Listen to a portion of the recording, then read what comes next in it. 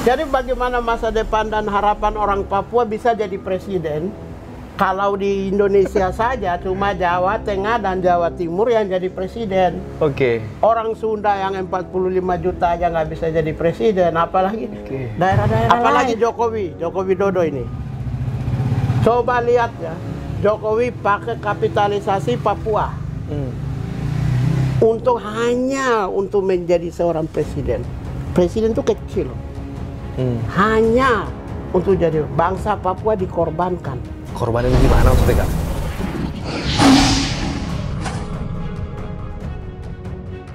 Ya, assalamualaikum warahmatullahi wabarakatuh, teman-teman semua. Balik lagi bersama gue, Vasco Rusemi di Macan Idealis. Nah, teman-teman, hari ini gue kedatangan tamu istimewa nih, Kakak Pigai, tokoh Papua yang sudah mendunia namanya. Aduh, ya ampun. Kakak, apa kabar, Kak? Baik, sehat. Kita yang datangi ke rumah Babe Saidi nih. Kita lagi nongkrong di rumah Babe Saidi nih kan. Ya, diskusi lah mengenai kondisi negara ini kayak gimana gitu kan. Betul. Tapi saya mau penasaran nih, Kak. Saya mau tahu kondisi Papua nih sekarang gimana. Karena yang saya tahu nih, Kak ya, kondisi ekonomi Indonesia kan sekarang lagi resesi nih, Kak. Ya. Dampak dari krisis ini apakah itu dirasakan nggak sama rakyat Papua? Apakah Papua merasakan hal-hal ini atau hanya urban aja? Jadi begini, kita di Indonesia ini kita sedang menghadapi krisis multidimensi. Krisis ini dibagi dua, saya bagi dua ya. Yang pertama adalah krisis yang terlihat, yang dapat dilihat, dapat dirasakan secara langsung, dengan kasat mata dan mempengaruhi segala sendi kehidupan. Ya, krisis yang tangible ini, yang terlihat ini adalah pertama misalnya krisis ekonomi. Ini tangible. Oke. Yang dapat dilihat, dapat dirasakan langsung. Lalu yang kedua itu adalah krisis yang terkait dengan masalah coronavirus, COVID-19. Ya, krisis kesehatannya. Lalu yang ketiga adalah krisis yang terkait dengan sosial. Krisis yang terkait dengan sosial ini di mana Indonesia kayaknya terfragmented di dalam beberapa kelompok. Dari sisi agama, dari sisi budaya, dari sisi suku, tetapi juga ideologi. Ideologi politik dalam konteks ini adalah ideologi pandangan tentang sekularisme, pandangan tentang sosialisme, komunisme, pandangan tentang kapitalisme, neoliberalisme, dan lain sebagainya. Itu tangible. Kemudian intangible yang tidak terlihat di dalam konteks ini adalah krisis tentang moral, mental dan etik. Moral. Kedua krisis itu tidak begitu saja jatuh dari langit, tapi ada akar historisnya. Ironisnya, ada sejarahnya itu dimulai ketika 6 tahun lalu, ketika Presiden Joko Widodo mencanangkan berbagai perubahan dalam konteks yang tangible itu adalah ekonomi, sosial, kemudian kesehatan, politik. Memberi harapan dan janji-janji, tapi tidak ditepati pada periode pertama. Kemudian yang tadi saya bilang intangible, yang tidak terlihat itu adalah tentang perubahan moral, mental, dan etik. Di mana Joko Widodo sendiri menyampaikan pada awalnya adalah akan kita lakukan revolusi mental. Tapi juga sampai pada periode pertama selesai itu tidak sampai tuntas. Karena kedua aspek tersebut tidak dilakukan secara baik dan benar, tidak dituntaskan secara baik dan benar oleh Presiden. Dalam hal ini Presiden Joko Widodo, maka dampak yang sekarang kita hadapi adalah krisis di dalam multidimensi itu. Kedua aspek, tangible dan intangible. Kemudian kalau orang nanya, kesehatan kan COVID-19 kan dari luar, bukan dari kita. Krisis juga dari luar, bukan dari kita. Iya benar. Semua itu kan sekarang borderless nation. Sekarang dunia tanpa batas. Apapun bisa masuk, penetrasi bisa masuk dalam segala sendi. Tetapi kalau daya tahan bangsa itu kuat di dalam ekonomi, kesehatan, kalau misalnya di bidang kesehatan, kalau dari awal misalnya health system di bidang kesehatan misalnya, kalau kita sudah persiapan semuanya, revitalisasi gitu ya, sistem kesehatan secara baik dan benar, kemudian infrastruktur secara baik dan benar, personil secara baik dan benar, tenaga kesehatan, kemudian sarana prasarana bidang medis disediakan secara baik dan benar, riset and development secara baik dan benar, maka tidak mungkin kita hadapi.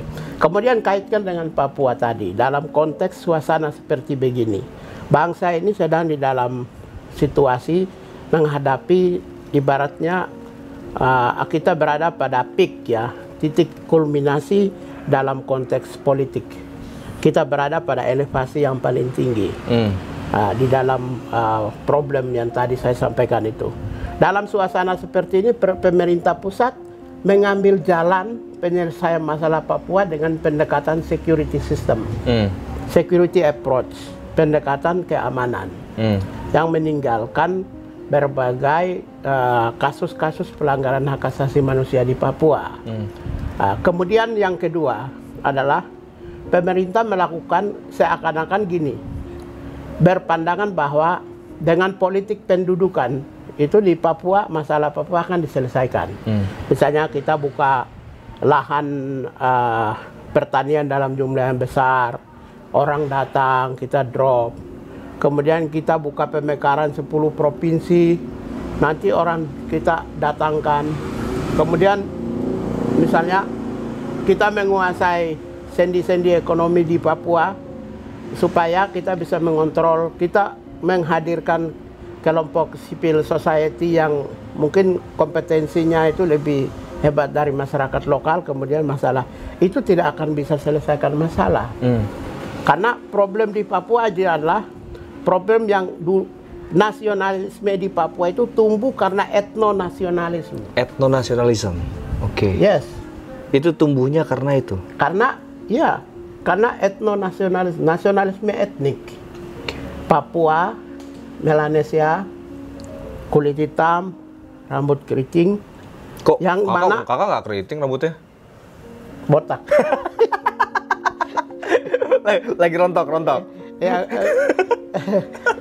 Ya jadi karena kalau etnonasionalismenya itu dia tumbuh dari nasionalismenya tumbuh dari etnonasionalisme, maka di situ tuh mereka akan berpandangan kami dan mereka. Oke.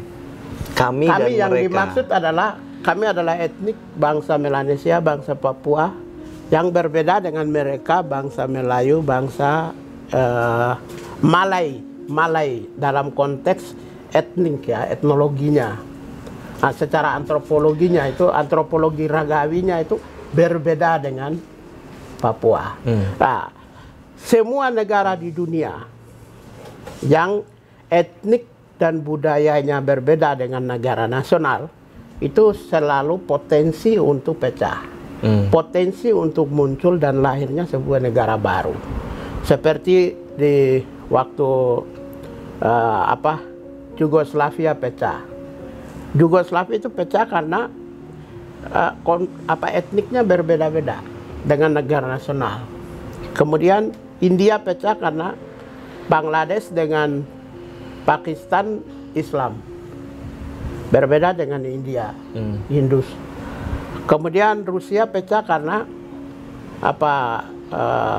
negara-negara seperti Soviet pecah ya. Soviet pecah ya, karena ada 13 negara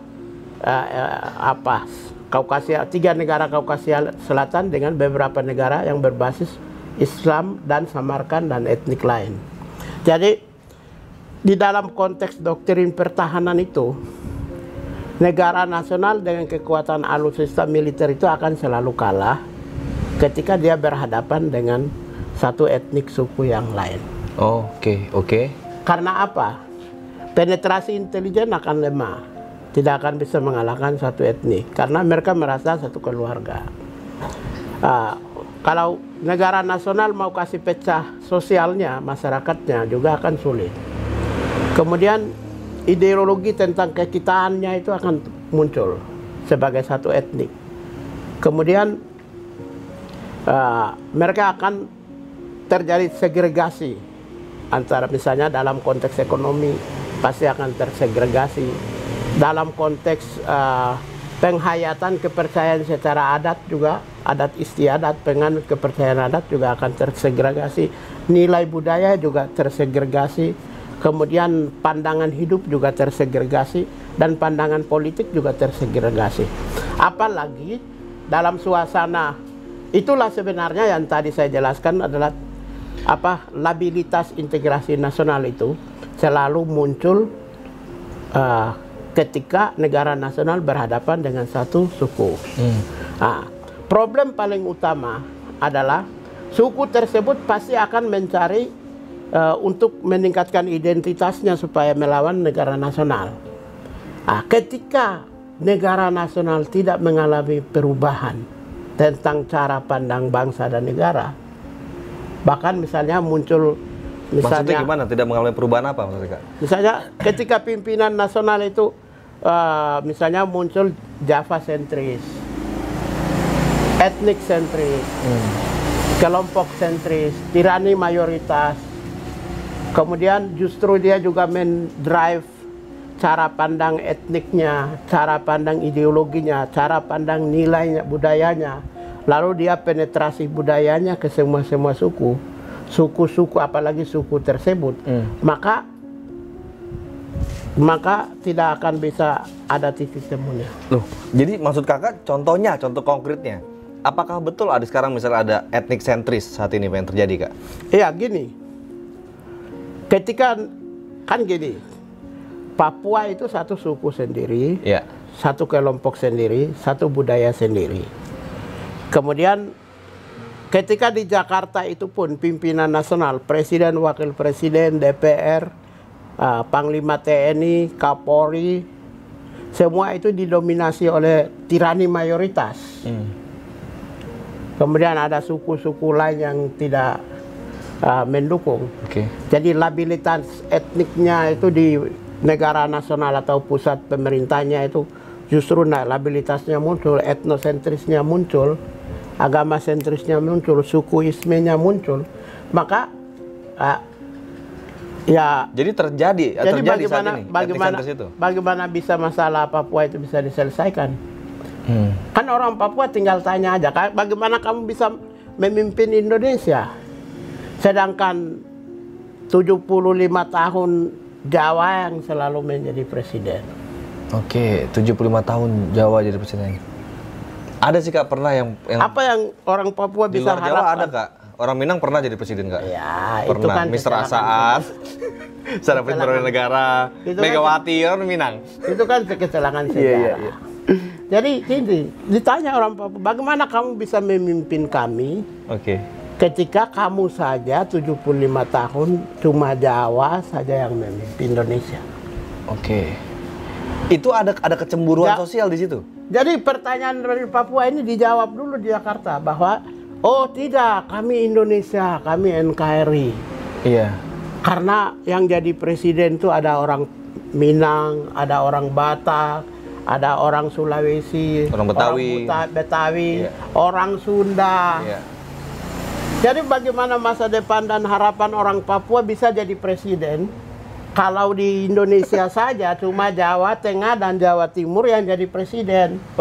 Orang Sunda yang 45 juta aja nggak bisa jadi presiden, apalagi daerah-daerah lain. Jadi orang Papua itu nanya dengan akal sehat, logika yang sehat itu.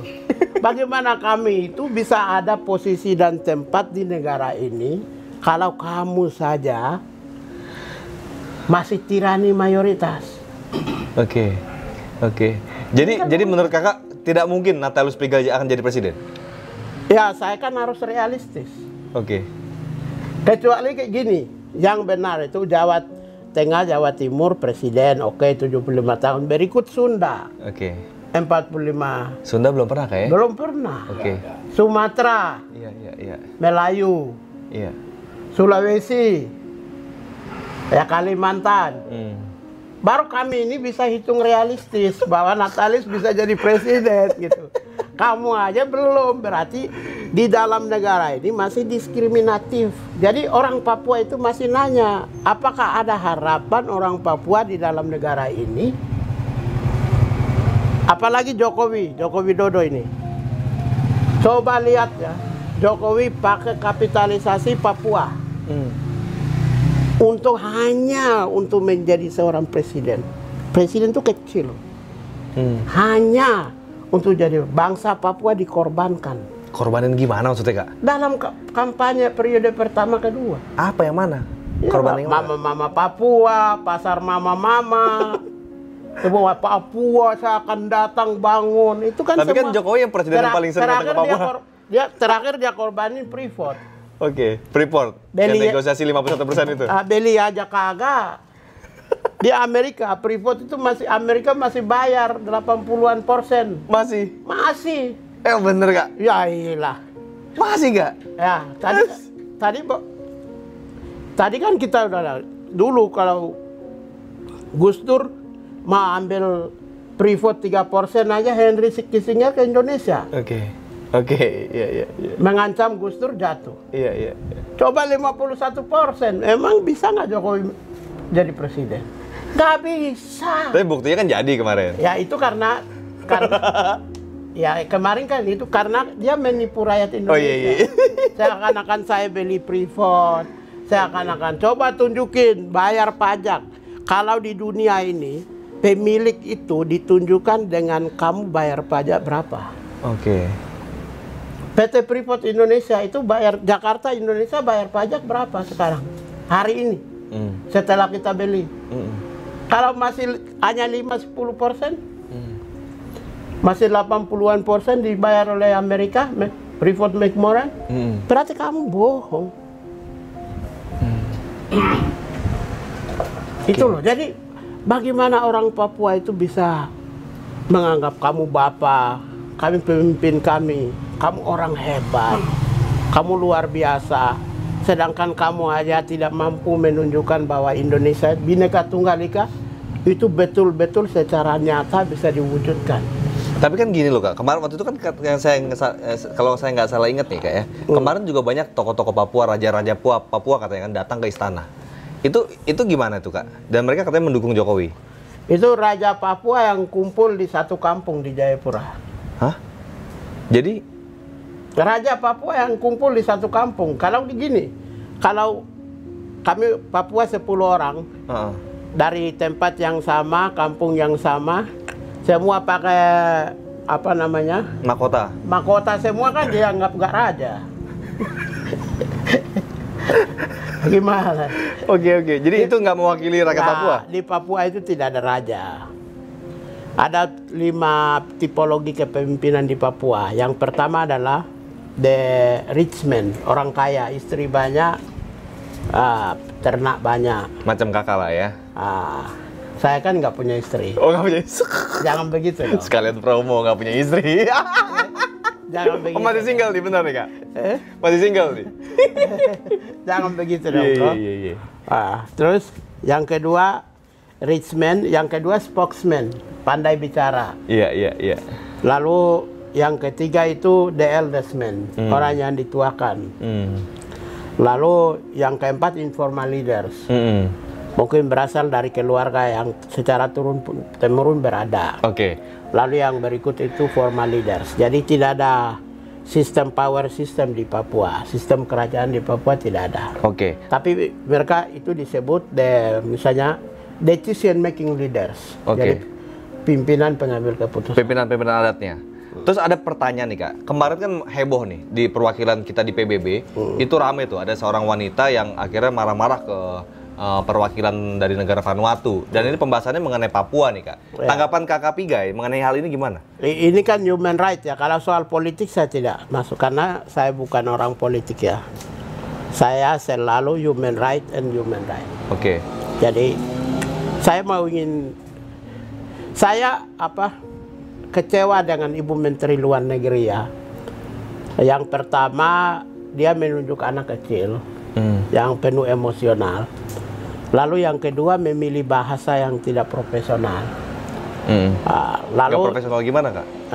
Bahasa yang tidak profesional kan kita lihat dia menyerang sebuah negara kan. Emang boleh di dalam etika diplomasi itu menyerang sebuah negara secara subjektif. Oke. Kan nggak boleh. Iya. Terus dibilang kamu bukan perwakilan rakyat Papua. Lihat kulit dengan darah ini sama, kami ini keluar dari perut yang sama, itu. Rahim yang sama kami ini. Papua, Papua New Guinea, Vanuatu, Solomon Island, Bougainville, New Caledonia, Fiji itu keluar dari rahim yang sama.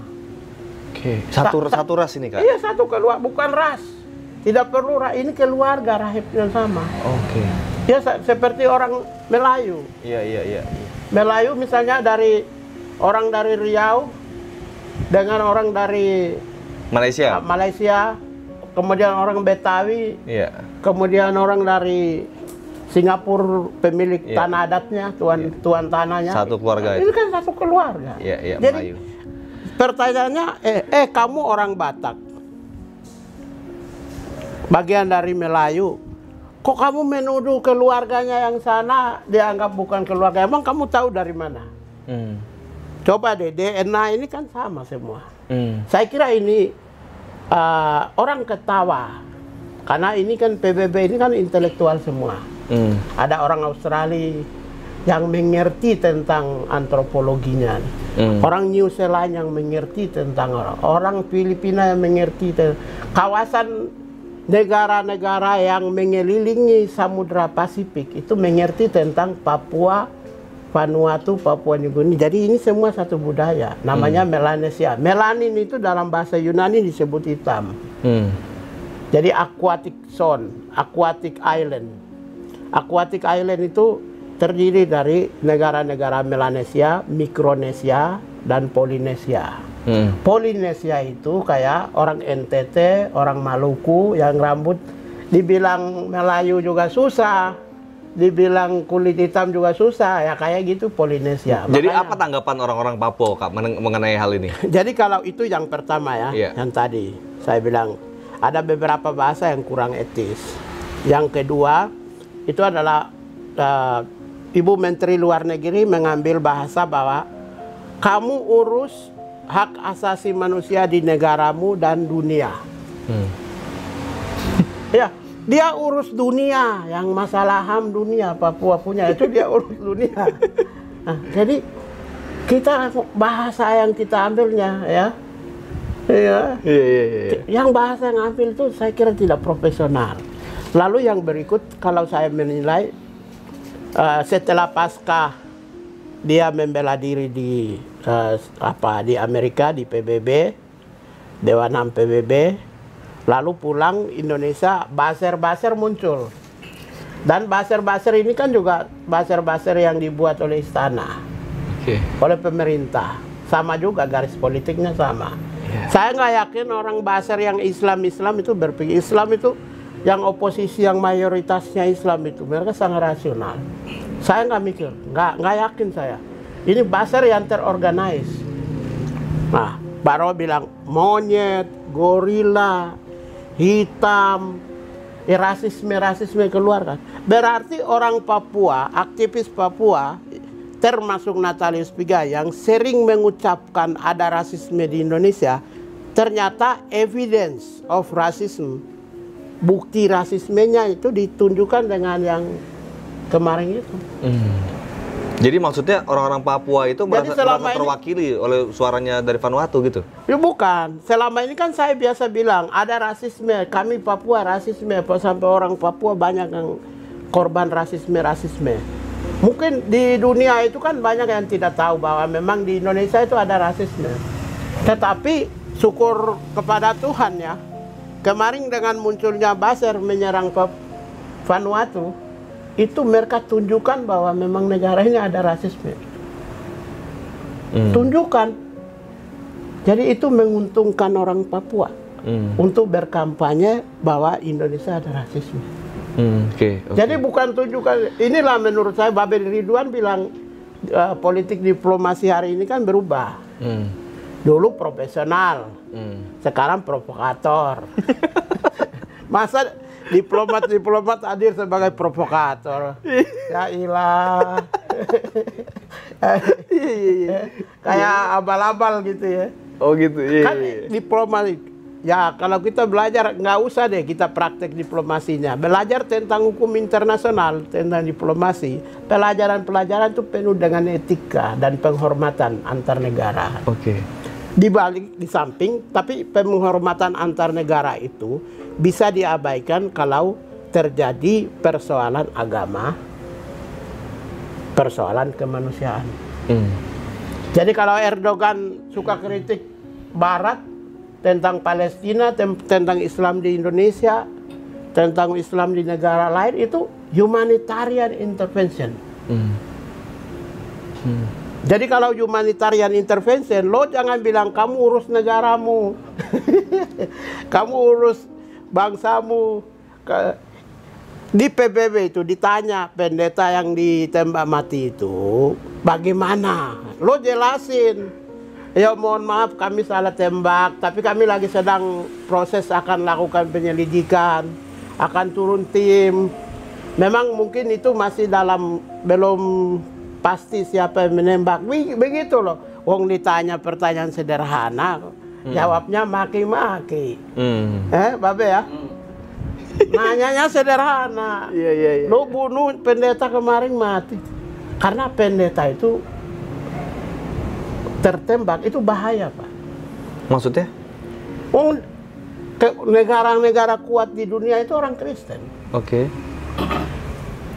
Itu Firaunnya Amerika aja selalu pakai nama Alkitab Kristen. Iya, Pak. Jadi kalau bicara tentang soal pendeta, hati-hati, ini yang bahaya. Makanya ditanya. Ya jadi ketika sakral lah gitu ya. Karena itulah maka ya menurut saya apa yang kemarin terjadi di Vanuatu, memang Indonesia itu perlu belajar lebih dalam lagi tentang bagaimana memilih kata-kata, bagaimana memilih bahasa diplomasi, bagaimana tidak merendahkan bangsa lain. Saya kira Vanuatu juga tidak pernah merendahkan bangsa Indonesia. Saya nonton semua pernyataan dari Vanuatu. Mereka hanya menyampaikan bahwa di Papua ada pelanggaran HAM berdasarkan keputusan kami negara-negara Melanesia. Kami meminta PBB dan pemerintah pusat, Presiden Jokowi supaya mengizinkan tim dari PBB untuk melihat fakta di lapangan. Kan mereka kan ngomongnya sederhana. Tapi akhirnya gimana sih dari sidang itu kemarin, Kak? Apakah akhirnya tim PBB turun tangan?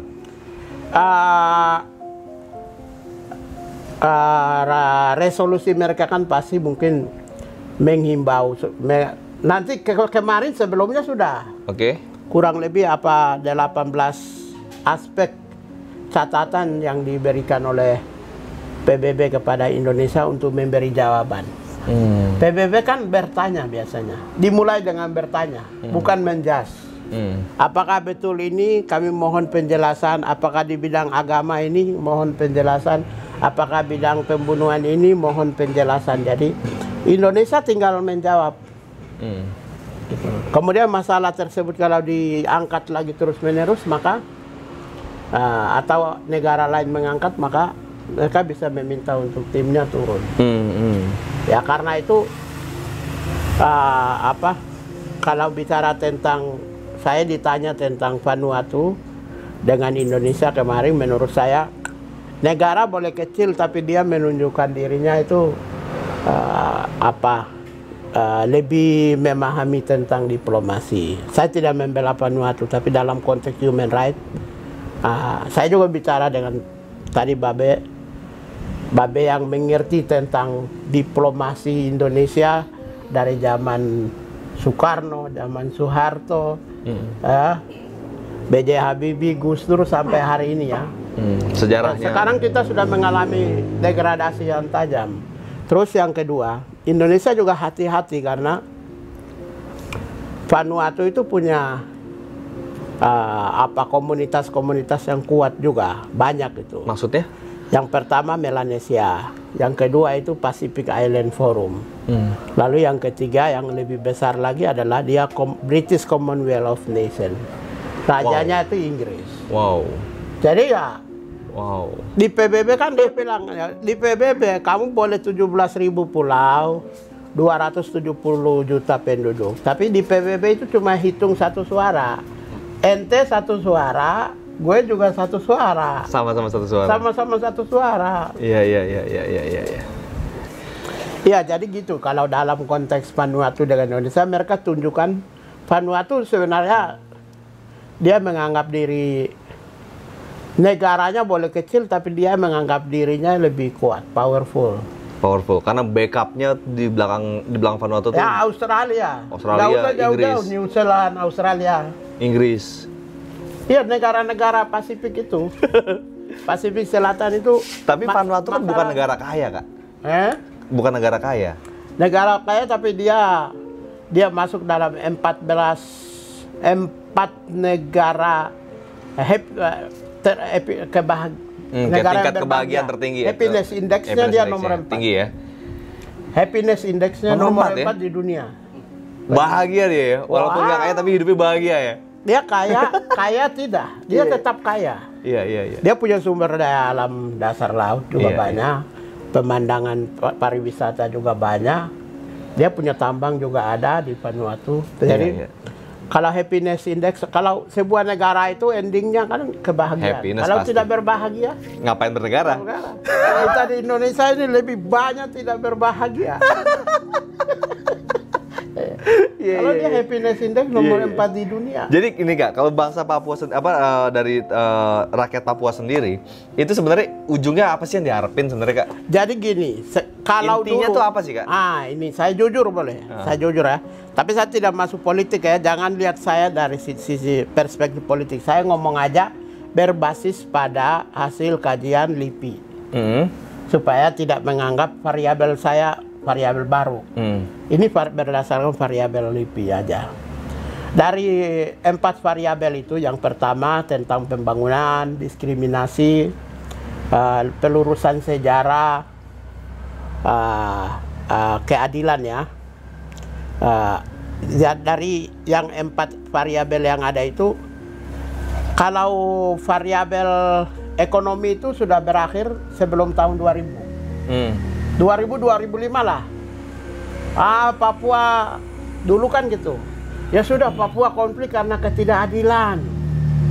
Kita kasih uang. Otsus, otonomi khusus. Efektif nggak itu? Papua konflik karena mereka tidak dapat keadilan, tidak ada pembangunan, orang banyak yang miskin, kan dulu gitu. Bahasa-bahasa kita. Sekarang sudah mengalami transformasi, perubahan. Bahwa orang Papua sekarang karena sekian lama mereka dianiaya, jadi sekarang mereka berpikir, sering bertanya begitu, kami tidak punya harapan untuk hidup di dalam negara Indonesia. Tidak punya harapan nggak ada. Wow. Kalau tidak punya harapan, mereka sudah ajukan tuntutan 4 kan, 3 tuntutan. Kalau mau dialog, ini yang paling lunak, paling rendah dan paling lunak, dialog. Yang kedua, kalau kamu tidak mau dialog, ada loh yang lebih tinggi dari yang kami tuntutan, referendum ulang. Karena bukan referendum ulang, PPRA ditinjau ulang.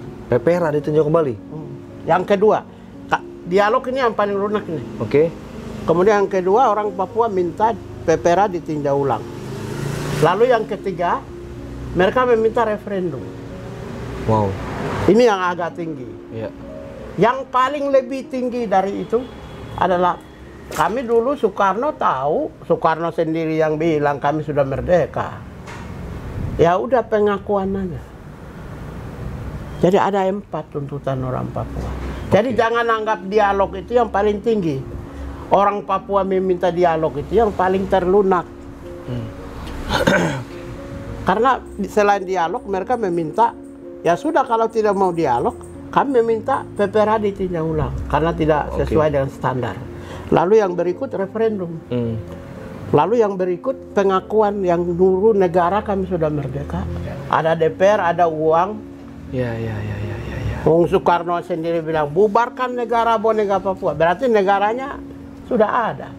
Jadi artinya saya bicara sebagai orang human right, sebagai seorang intelektual, saya ngomong analisis dan itu fakta berdasarkan berbagai kajian. Oke. Berbagai kajian dan LIPI juga sudah melakukan kajian. Iya. Begitu. Jadi tapi dialog yang akhir-akhir ini terjadi apakah membuahkan hasil atau enggak? tidak ada dialog. Jadi sama sekali tidak ada dialog Tidak antara ada, Papua. Ya, mau Aceh aja bisa dialog di Helsinki, masa di Papua komunikasi aja. Sekarang lihat Jokowi tutup mulut. Ya, semua pejabat negara ini. Apa sih Kak masalahnya? Kenapa tidak terjadi dialog sih? Ya. Masalahnya di mana? Ya karena kalau mungkin saya tidak tahu, tidak paham apa. Mungkin kemampuan diplomasi orang Indonesia, pemerintah sekarang itu tidak begitu kompeten. Oke. Saya pikir mereka salah, jangan sampai salah kalau dialog. Oke, dialog dengan orang Papua. Iya, padahal dialog paling lunak loh. Iya. Coba kalau Papua minta PPRA tinjau kembali gimana? Papua minta referendum gimana? Oke. Kalau Papua minta pengakuan, ya sudah kalau gitu semua tidak usah, kami pernah merdeka, diakui kembali. Kalau enggak, oke, fight. Bisa aja. Mental perang, orang Papua itu aduh, maaf aja ya. Setiap hari perang kerjanya. Waduh. Iya. Kita khawatir ini ke depan nih. Iya. Sudah sekian lama orang Papua dibunuh, dibantai. Iya. Mereka udah sakit loh. Iya. Kalau mereka sudah jadi gila, sudah bodoh amat. Ini kita nggak tahu. Iya. Jangan sampai terjadi. Jangan sampai terjadi. Ya mudah-mudahan ini nggak terjadi lah Kak ya. Inilah sebenarnya yang perlu diperhatikan dengan serius oleh pemerintah Republik Indonesia untuk betul-betul merangkul Papua gitu ya. Jadi gini, tidak ada relasi dengan Papua. Bukan hanya Papua semua lah ya, semua diperhatikan secara sama lah. Ini tidak ada relasi dengan Papua, tapi saya mau ingin berikan catatan juga kepada negara ini. Coba dong, negara ini lakukan perubahan di dalam beberapa hal fundamental. Apakah itu akan berpengaruh Sabang sampai Merauke? Tidak. Misalnya tentang pemilihan itu berbasis tidak lagi sistem satu orang satu suara satu one man one vote itu tapi sistem distrik. Oke. Kemudian yang kedua, ya supaya apa? Yang sistem distrik itu supaya mengurangi tirani mayoritas tadi itu. Oke. Lebih adil sih supaya sebenarnya. Lebih adil. Terus yang kedua, ya kayak di Libanon. Atau kembalikan lagi ke Undang-Undang Dasar 45 yang awal. Iya, Undang-Undang Dasar 45 bisa dong. Undang-Undang Dasar 45 kembali musyawarah mufakat bisa. Ya itu bisa dong kalau gitu. Aspek lain lagi di Libanon juga udah terapkan kok. Oke. Presidennya Kristen, Perdana Menterinya Islam atau sebaliknya. Rolling kekuasaan. Terus yang di Nigeria yang negara suka berantem aja, rolling kekuasaannya bagus. 5 tahun Kristen, 5 tahun Islam. Sekarang Islam. Sebelumnya Kristen, rollingnya sudah jelas. Di sini tidak pakai agama, Islam Kristen tidak Indonesia, tapi pakai wilayah lah. Jawa, luar Jawa, begitu. Bukan agama lah ya. Enggak. Jadi itu yang pertama dari sisi pimpinan, kekuasaan. Yang kedua itu dari wilayah, kartografi wilayahnya. Di Malaysia aja raja yang berkuasanya ganti-ganti tuh ya, di Malaysia ya. Gilir. Kalau kemudian yang kedua dari sisi wilayah. Ya negara misalnya sekarang kan Negara Kesatuan Republik Indonesia, NKRI. Harga mati. Indonesia merdeka itu RIS. Oke. Awal-awalnya sudah RIS. Republik Indonesia Serikat. Kok Negara Kesatuan harga mati, sedangkan dulu dari RIS ke kesatuan tidak harga mati? Gimana tuh? Kan itu. Ya, artinya dari kesatuan kembali ke RIS itu hal yang wajar, maka coba diusahakan lagi. Ketika hasil dari RIS itu menghasilkan beberapa presiden dari Sumatera kan? Iya, betul. Hasil dari Republik Indonesia Serikat, pemirsa, itu menghasilkan orang Padang jadi presiden. Presiden Republik Indonesia, tapi presiden RIS-nya Bung Karno. Bung Karno. Presiden RI-nya Mr. Asaat. Iya, Asaat ya. Terus Batak juga Perdana Menteri atau Presiden? Iya. Perdana Menteri. Jadi RIS itu ternyata lebih adil gitu. Lebih adil, justice. Jadi saya kira kalau aspek-aspek seperti ini kalau persoalan pemerataan pembangunan itu kan tergantung politik sesaat 5 tahunan. Tapi bahwa fundamentalnya itu diragukan. Ketika rolling kekuasaan diatur, sistem pemilu diatur, dan yang ketiga adalah perubahan dari kesatuan menjadi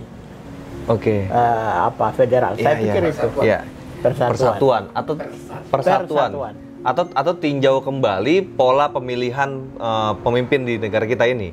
Bukan dengan one man one vote yang di ujung-ujungnya voting. Karena di Indonesia itu kan kita berdasarkan Pancasila nih Kak ya. Pancasila itu kan yang diutamakan itu musyawarah dulu, baru voting belakangan. Ini kita kenapa voting dulu baru musyawarah? Bisa. Dibalik-balik jadinya kan. Ini kan karena, mohon maaf ini, saya berpandangan bahwa ada yang mau mempertahankan tirani mayoritas. Tirani mayoritas itu untuk mempertahankan itu ditunjang oleh partai-partai besar.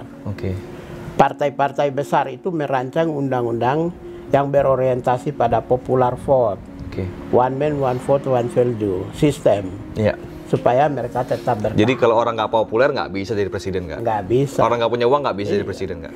Di zaman-zaman sudah sebenarnya banyak hal yang kita harus rubah. Misalnya aspek-aspek yang fundamental tentang nilai-nilai yang berbasis pada ajaran Hinduisme itu harus dibuang. Karena itu bukan berasal dari Indonesia. Hinduisme menggunakan bahasa Sanskerta. Ya. Ini semua di mana-mana, kantor-kantor polisi, kantor tentara, TNI, kantor-kantor besar semua pakai. Kita di Papua juga dipaksakan bahasa Sanskerta. Padahal nggak kesentuh ke sana Sanskerta itu. Mak, ngeri. Bahasa Sanskerta itu kan Hinduisme. Justru malah orang Melayu udah nyampe ke sana kayak. Iya, kalau Melayu nggak kena Sanskertanya. Nggak kena Sanskertanya. Nggak ada, tidak dikenal. Jadi pakai Sanskerta. Sanskerta itu berasal dari Hinduisme. Hinduisme itu basisnya di Jawa dan Bali. Iya. Bahkan berarti di Sumatera pun yang pemilik negara itu dianggap orang Jawa dan Bali aja. Karena menggunakan Sanskerta sebagai way of life. Itu yang tidak boleh. Wow. Padahal sebenarnya kalau diskusi sama Babe itu Kak, sering banget nemuin ternyata prasasti itu bukan bahasa Sanskerta, tapi sejarawan menggunakan terjemahannya pakai Sanskerta juga gitu loh. Itu dulu waktu Soekarno dan Soeharto. Itu melalui Kementerian Pendidikan Nasional, sejarah-sejarah itu didoktrin. Doktrin sudah sekian lama, waktu Orde Lama dan Baru. Saya kira itu yang. Ya, ini menarik banget ya teman-teman. Jadi inilah komplikasi, bisa dibilang komplikasi masalah yang ada di negara Indonesia yang seharusnya betul-betul bisa diperhatikan dengan khusus. Kita utamakan musyawarah dulu lah, musyawarah untuk mencapai mufakat.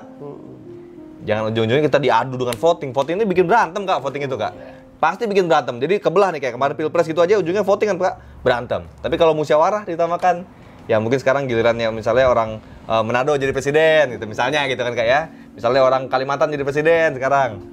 Ya, bisa dimusyawarahkan semua itu. Jadi kalau pinjam kata-katanya Babe Ridwan, kalau sekarang karena tirani mayoritas, negara ini hanya bisa dilihat dalam potret satu etnik. Bisa saja seorang presiden itu muncul dari wali kota yang kecamatannya cuma 5, desa cuma 40. Kecamatannya cuma 5, desa 40, gimana Pak bisa bangun Indonesia? Iya. Karena tirani mayoritas itu. Iya, mengerikan. Ya, kalau itu terjadi, maka negara itu tidak akan jadi besar. Iya. Tapi negara kita ini sudah kebesaran. Karena apa? Negara kebesaran, pemimpinnya cuma 5 kecamatan dan 40 desa yang mimpin. Maka negaranya kebesaran. Iya. Jadi itu yang perlu kita pikirkan ya. Kita utamakan musyawarah Kak ini Kak ya. Musyawarah, dialog, dijadikan dialog antara antara ya rakyat kita lah bagaimana.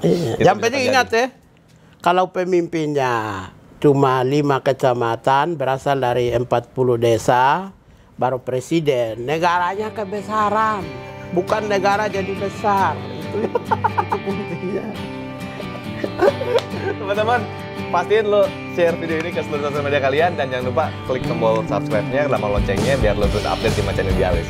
Assalamualaikum warahmatullahi wabarakatuh.